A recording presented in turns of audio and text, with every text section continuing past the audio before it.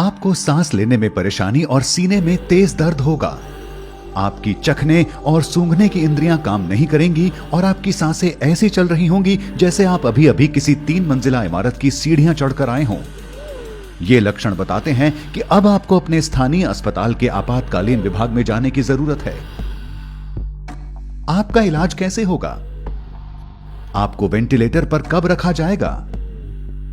और कैसे आप पूरी तरह से स्वस्थ होने के बावजूद भी कोरोना के एक भयानक केस के शिकार हो सकते हैं। आप देख रहे हैं क्या हो अगर, और यह है क्या हो अगर आप कोरोना की वजह से अस्पताल में भर्ती हो जाएं। जल्दी करने से पहले अपने डॉक्टर को कॉल करें या अस्पताल जाकर अपने लक्षण बयान करें। आपको ऐसा इसलिए कर लेना चाहिए क्योंकि यह भी हो सकता है कि आपके स्थानीय आपातकालीन विभाग में ज्यादा लोगों के लिए बेड की सुविधा ना हो और आपको दूसरे अस्पताल में ले जाए जाने की जरूरत हो सकती है। या हो सकता है कि आपके लक्षणों को इतना गंभीर ना समझा जाए कि उसके लिए अस्पताल की जरूरत हो। तो बेहतर यही होगा कि एक बार फोन पर जानकारी ले लें। लेकिन एक बार भर्ती होने पर नर्स आपकी कोरोना की जांच करेंगी। ज्यादातर मरीजों के खून के नमूने लेने के बाद उनकी कई जांचें की जाएंगी। इसके बाद डॉक्टर आपके फेफड़ों की आवाज सुनेंगे और फिंगर मॉनिटर के जरिए ये देखेंगे कि शरीर में ऑक्सीजन का स्तर कितना है। ये क्यों किया जाता है? क्योंकि अगर आपको कोविड-19 की गंभीर समस्या हो चुकी है तो शरीर में ऑक्सीजन कम होने लगेगी। चूंकि इससे आपके अहम अंगों को जानलेवा खतरे हो सकते हैं, इसलिए आपको 2 पतली नलियों के जरिए ऑक्सीजन दी जाएगी। ये नलियां या तो सीधी या मास्क के जरिए आपकी नाक तक जाती हैं। इसके बाद आपके सीने का एक्सरे या सीटी स्कैन किया जाएगा ताकि डॉक्टरों को इसकी जानकारी मिल जाए कि आपके फेफड़ों के किन हिस्सों में जलन की समस्या है। एक सीटी स्कैन या कंप्यूटराइज्ड एक्सियल टोमोग्राफी एक ऐसी जांच है जिसमें एक्सरे और कंप्यूटरों के जरिए बगैर किसी दर्द के आपके शरीर की क्रॉस सेक्शनल छवि मिलती है। सीटी स्कैनर एक बड़ी चौकोर या गोल एक्सरे मशीन होती है जिसके बीचों बीच एक गोलाकार टनल होता है। यहां से डॉक्टर आपके सीने को देख पाते हैं। आपके सीटी स्कैन के दौरान आपको एक टेबल पर लिटाया जाता है। ये टेबल धीरे धीरे टनल से गुजरती है। गैंट्री नाम की एक बड़ी रिंग आपके शरीर के इर्द गिर्द घूमती है। इसमें एक ऐसी ट्यूब होती है जिससे एक्सरे किरणें निकलती हैं और एक डिटेक्टर जिससे शरीर में रेडिएशन का पता लगाया जाता है। गैंट्री के घूमने से ये किरणें अलग अलग एंगल से आपके शरीर की तस्वीरें लेती हैं। फिर ये सारी सूचना कंप्यूटर तक जाती है जहां आपके फेफड़ों के 3D मॉडल की तस्वीर तैयार होती है। इससे डॉक्टर आपके कोरोना संक्रमण की गंभीरता तय कर पाते हैं। जब आपके डॉक्टर के पास आपके कोरोना संक्रमण से जुड़ी सारी जानकारी आ जाती है, तब आगे का इलाज किस तरह से किया जाता है? कुछ मरीजों को एंटीबायोटिक दिया जा सकता है। यह दवा सीधे कोरोना से नहीं लड़ती, लेकिन इस दिशा में कारगर हो सकती है कि आपके फेफड़ों में कोई दूसरा बैक्टीरियल संक्रमण ना हो। लेकिन चूंकि अभी खास तौर पर कोरोना के लिए कोई दवा नहीं है, ऐसे में सारी जिम्मेदारी आपके शरीर में रोगों से लड़ने वाले सिस्टम यानी इम्यून सिस्टम पर होती है। ऐसे में आशा यही है कि आपका शरीर वायरस से लड़ पाए और ये कि ऑक्सीजन थेरेपी और देखभाल आपके लिए कारगर साबित हो। अगर सब कुछ सही दिशा में जाता है तो आपका रोगों से लड़ने वाला सिस्टम धीरे धीरे वायरस को मार सकने जितने एंटीबायोटिक पैदा कर लेगा। लेकिन क्या हो अगर आपकी स्थिति और खराब होने लगे?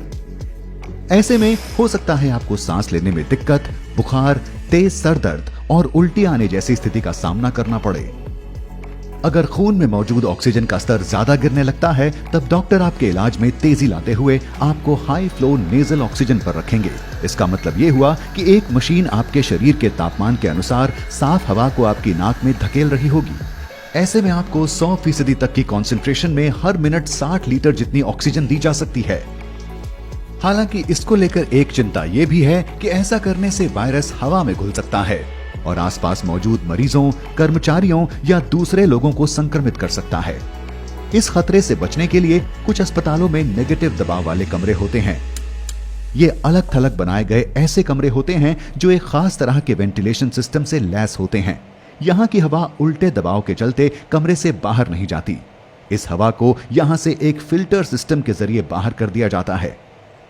अफसोस इस बात का है कि हर अस्पताल में ऐसे कमरों की सुविधा नहीं होती। अगर हाई फ्लो नेजल ऑक्सीजन का तरीका काम नहीं करता, तब डॉक्टर आपकी जान बचाने की आखिरी कोशिश करते हुए आपको मैकेनिकल वेंटिलेशन पर रखेंगे। आपको आईवी के जरिए दवाइयां दी जाएंगी। मैकेनिकल वेंटिलेशन का पहला चरण एंडोट्रैकियल इंट्यूबेशन होता है। आपके सोने के बाद आपके डॉक्टर लैरिंगोस्कोप नाम के एक उपकरण का इस्तेमाल करेंगे। ये उपकरण एंडोट्रैकियल ट्यूब को उसकी सही जगह तक पहुंचाता है। डॉक्टर आपके सर को पीछे की ओर झुकाएंगे और लैरिंगोस्कोप को आपके मुंह के जरिए गले तक पहुंचाएंगे। यहां इस बात का खास ध्यान रखा जाता है कि ये आपके दांतों के संपर्क में ना आए। आपके डॉक्टर इसके बाद धीरे धीरे आपके एपिग्लॉटिस को उठाएंगे। ये आपके लैरिंग्स की रक्षा करने वाला हिस्सा होता है।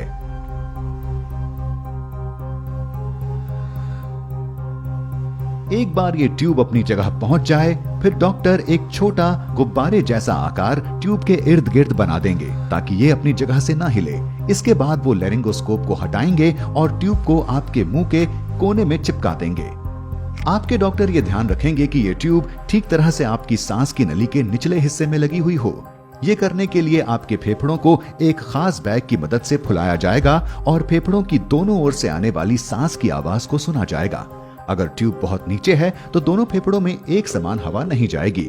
कुछ मामलों में ट्यूब की सही जगह सुनिश्चित करने के लिए इंट्यूबेशन के तुरंत बाद एक्सरे लिया जाता है। एक बार ये एंडोट्रैकियल ट्यूब अपनी सही जगह पर लग जाए, फिर आपके डॉक्टर इसे मैकेनिकल वेंटिलेटर से जोड़ देंगे, जहां एक खास तौर से डिजाइन किया पंप होता है।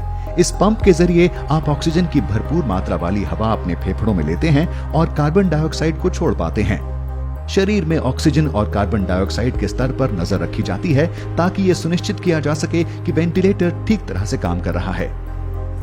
तो अब आप सो रहे हैं और एक मशीन आपकी सांसों का ख्याल रख रही है। इस पड़ाव पर आपके बच पाने की कितनी संभावना है? बदकिस्मती से US agency for international developments emerging pandemic threat program के पूर्व हेड और संक्रमित बीमारियों के जानकार डॉक्टर डेनिस कैरल का मानना है कि वेंटिलेटर पर पहुंचे कुल कोरोना मरीजों में से केवल 1/3 ही जिंदा बचे रह पाते हैं।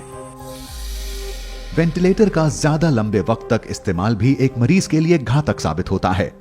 तो अगर आप इन हालातों में बचे रह जाते हैं, आपके लिए आगे का रास्ता अब और भी लंबा होने वाला है। इस बीमारी के फैलने के शुरुआती दिनों में कुछ अस्पतालों ने शुरुआती इलाज के दौरान ही मरीजों को वेंटिलेटर पर रखा था। इसके पीछे की वजह यह भी थी कि ऐसे इलाज से वायरस को हवा में फैलने से रोका जा सकता है। अब जब शोध के लिए कोरोना के कई मामले हमारे सामने हैं, स्वास्थ्य जानकारों की कोशिश है कि वो अलग अलग तरह की सांस संबंधी दिक्कतों के लिए दिशा निर्देश जारी कर पाएं और ये बता पाएं कि किन मामलों में वेंटिलेटर का इस्तेमाल किया जाना है। इनमें कुछ ऐसे निर्देश शामिल हैं, जैसे मरीज को पेट के बल लिटाना, इसे प्रोन पोजिशनिंग कहा जाता है।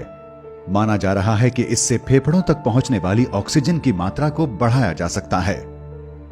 तो ये सब जानने के बाद क्या वजह है कि ये वायरस कुछ लोगों में केवल एक छोटी सी बीमारी बनता है, लेकिन कुछ लोगों के स्वस्थ होने के बावजूद ये उनकी मौत की वजह तक बन जाता है? ऐसे मामलों के लिए ये कहा जा सकता है कि बड़ा नुकसान रोगों से लड़ने वाले सिस्टम के कमजोर होने से होता है, न कि खुद वायरस से।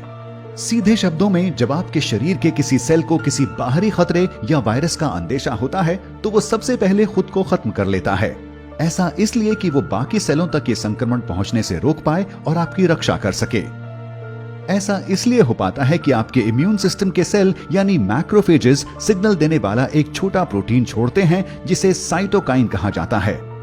इनमें से कई प्रोटीन सेल के मरने के पीछे की वजह होते हैं। जब कई सेलों में एक साथ ऐसा हो रहा होता है तो इससे टिश्यू का काफी नुकसान हो सकता है। स्वास्थ्य जानकार इस प्रक्रिया को साइटोकाइन स्टॉर्म कहते हैं। कोविड-19 होने पर नुकसान फेफड़ों के टिश्यू का होता है। इससे फेफड़ों की छोटी थैलियों की दीवारें एक तरह का तरल छोड़ने लगती हैं, जिससे निमोनिया होता है और खून में ऑक्सीजन की कमी होने लगती है। आपके ज्यादातर सेल साइटोकाइन के बेरोक स्तर के चलते दम तोड़ने लगते हैं। ये आपके फेफड़ों का तब तक नुकसान करता है जब तक वो ऐसी स्थिति में ना पहुंच जाएं जहां से सुधार मुश्किल है। आपका शरीर अब खुद का ही नुकसान कर रहा होगा। साइटोकाइन स्टॉर्म कोरोना के गंभीर मामलों के मरीजों में एक आम बात हो चुके हैं और कई मामलों में लोगों की मौत के पीछे की वजह भी यही है। आप में ये साइटोकाइन स्टॉर्म होगा या नहीं, ये काफी हद तक आपके जीन्स पर भी निर्भर होता है। H1N1 फ्लू वायरस के मरीजों में ये पाया गया है कि जिनमें ये साइटोकाइन स्टॉर्म आया वो काफी हद तक जेनेटिक कारणों से था। अब ये काफी हद तक संभव है कि बढ़ती उम्र के साथ ये जेनेटिक इम्यून विकार आप में भी विकसित हो जाएं। लेकिन ऐसी भी संभावना है कि आपके जीन्स में पहले से ही कुछ ऐसा हो जिससे आप कोरोना वायरस से संक्रमित होकर तुरंत साइटोकाइन स्टॉर्म की समस्या से घिर जाएं। यहाँ ये समझना जरूरी है कि साइटोकाइन स्टॉर्म की पूरी तस्वीर अभी हमारे सामने नहीं है और स्वास्थ्य समुदाय को इस बीमारी के सारे पड़ावों को समझने में अभी लंबा वक्त लगेगा। कई जानकारियों की दूसरे संस्थानों के जरिए पुष्टि होना अभी बाकी है। लेकिन अच्छी बात यह है कि दूसरी बीमारियों में काम आने वाले ऐसे तरीकों पर शोध जारी है जो साइटोकाइन स्टॉर्म को रोक सकें और कोरोना से लड़ सकें। साथ ही नए तरीकों की खोज की दिशा में भी लगातार काम किया जा रहा है। मौजूदा वक्त में ऐसी सैकड़ों दवाइयों पर खोज जारी है जो कोरोना से लड़ाई में काम आ सकती हैं। तो अगर आप इतने खुशकिस्मत हैं कि इस सब के बाद भी बचे रह सकें, तब आपको वेंटिलेटर से छुट्टी मिल सकती है। आपको शायद बहुत ज्यादा थकान महसूस हो, लेकिन अब आपको अस्पताल के आम वार्ड में रखा जाएगा। आप इस जगह तब तक रहेंगे जब तक आपके शरीर की ऑक्सीजन सुरक्षित लेवल तक नहीं आ जाती। इसके बाद आपको अस्पताल से छुट्टी मिल सकती है। आप घर जा सकते हैं और अपने परिवार और दोस्तों के बीच वापसी कर सकते हैं। मैं आशा करता हूं कि कोरोना की वजह से अस्पताल जाने पर आप ये समझ चुके होंगे कि क्यों हमें सावधान रहने की जरूरत है। कोरोना न केवल लोगों के स्वास्थ्य पर असर डाल रहा है, बल्कि यह हमारे जीवन के हर पहलू पर भारी पड़ रहा है। ऐसे में अगर अर्थव्यवस्था पूरी तरह से डगमगा जाती है, तब आप क्या करेंगे? जानने के लिए बने रहें क्या हो अगर के साथ।